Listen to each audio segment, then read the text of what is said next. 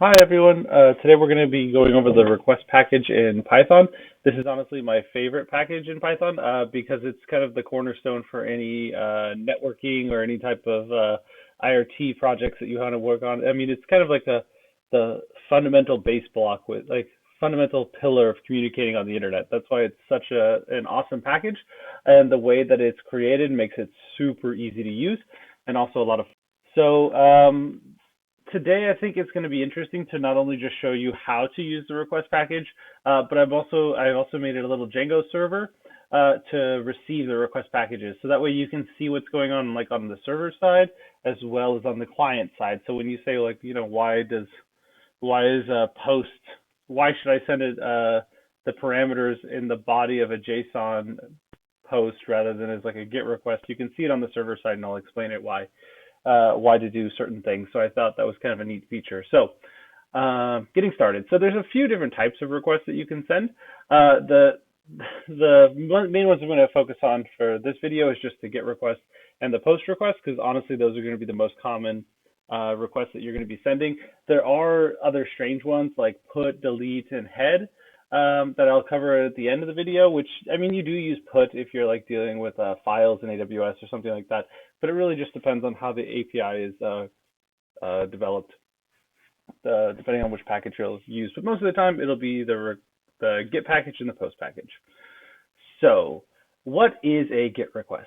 So a GET request is used to send and get information from a server. So what it does is it takes the URL that you're trying to get information from. We'll add this question mark and then a series of parameters attached to it. And then the server is supposed to identify what those parameters mean, do something, and then return a value back in the body of the response. There's a few kind of admin things you need to know about GET requests. So first, they're bound by, I think it's around 248 characters in length. So like if you have an application that has 13 drop-down menus that users can select multiple options, and then like your URL length will just kind of get ridiculous.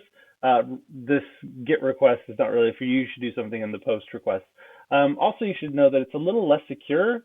Well, it's definitely less secure than a POST request because the values are appended to the URL string. So anyone that has access to like the API logs or the server logs will see exactly what you're trying to do. So if there's like a parameter that says password followed by your actual password and your username, like it's an incredibly stupid way to transmit that type of data, because any idiot that has access to the logs can figure out your username and password. So that's generally not a good idea. So usually with requests, you're just trying to get information from a server. Like if you're going to kind of like an e-commerce site or something like that, you'll notice after you search something in your URLs, you might see like Q and then the search phrase or something like that.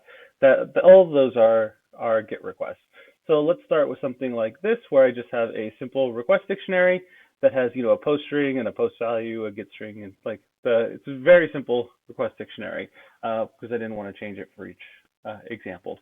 So what I'm going to be doing is sending it to my local host. This is the API that I made in Django, so it's just an API that's called it's API and then another one called GET, so the URL routing.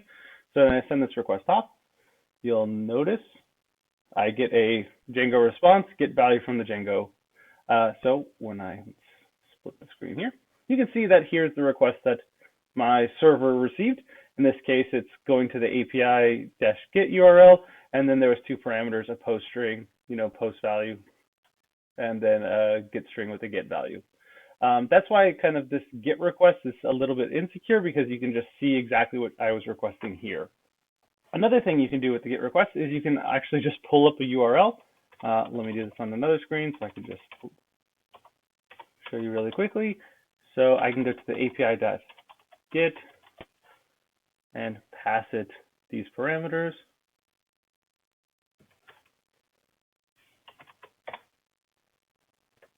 And you'll see here, you can see when I do that, you just get the value that's getting back. So in this case, I can change it. I don't have to deal with the dictionary. I can say, something new, and then all my server is going to say is, takes the value and says response from Django.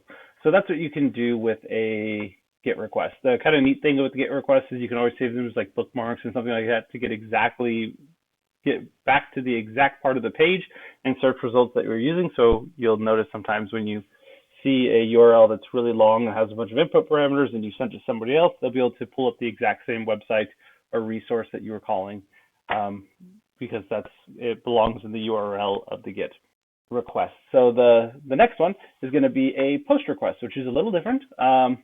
The syntax is, kind of nearly the same with this package. It's request.post, and then again the URL that you're trying to communicate with. In this case, it's API-post user. Actually, this one is just going to be post. The post user I'll cover in a second. And you'll notice the main difference between these two packages, or these two parameters now, is where I'm sending the request dictionary components. When I sent it before, I sent it to this input called parameters, which appended it to the back of the URL.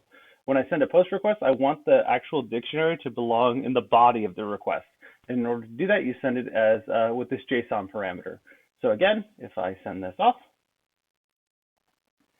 see, I get a response back, which is the post value, because you'll see here within my little server over here, you can ignore some of this, like this CRFC exempt is just a Django component because it's not actually being called from the application. So you can see that I'm forcing it to only receive HTTP post method. So for example, if I were to use the same URL, but for example, let's just switch it. Let's say I wanted to send a post request to my GET API. I should receive a 403 error. It says, yep.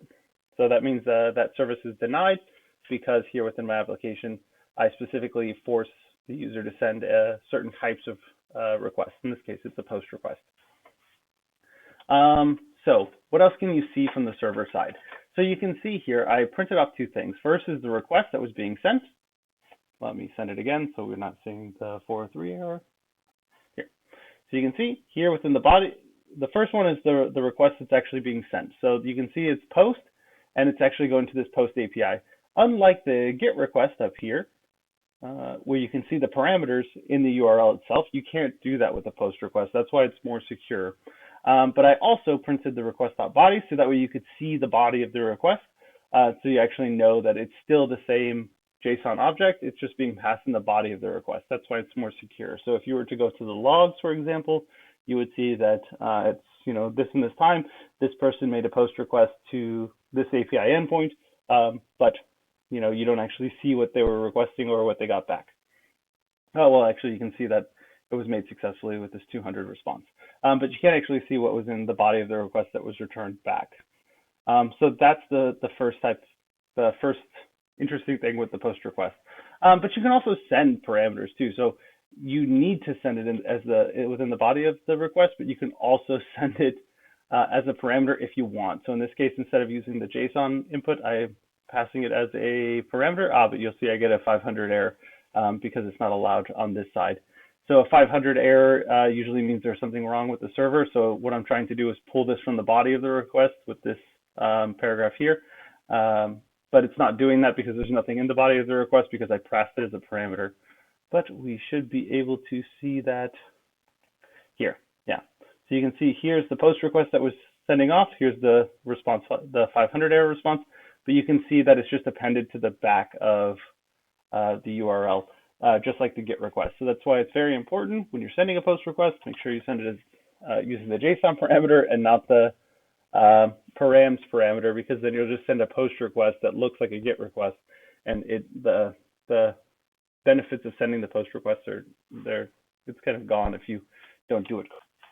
Okay, so the next thing you can do, which is kind of interesting, which I'll talk a little bit more about with the post request, is that you can also do requests that have authentication involved.